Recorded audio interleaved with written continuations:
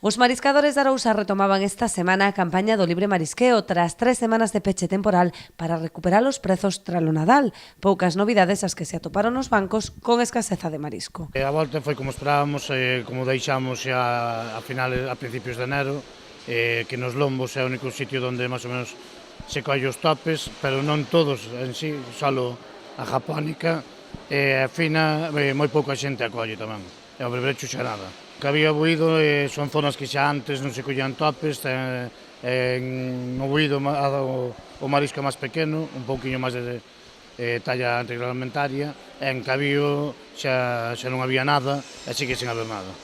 Ademais da baixa produtividade, Rañeiros da Ría terá que facer fronte a novos problemas na aplicación do seu plan de xestión, entre eles a dificultade para recadar o 1% de cada confraría. Dende a entidade propuxeron á Consellería do Mar que lles facilite a facturación das confrarías para poder aplicar esta porcentaxe. Sen embargo, a Administración entende que debe realizarse o cobro por cada embarcación, algo que consideran inviable dende Rañeiros. Nós pedimos que nos deran polo menos a facturación das cofradías para saber que porcentaje de venta teñen e poder aplicar 1% a cada cofradía e que sea a mesma cofradía a que non é ingresada. Os mariñeiros teñen que ir ao mar a ganar cartos, o que non podemos andar é a propoñer aos mariñeiros que, aparte de pasarlle o botiquín, inspeccións e todo eso, que cada mes ten pendientes de pasarnos 1% por medo a que non poidan entrar nun plan. Eso deben de ser as cofradías.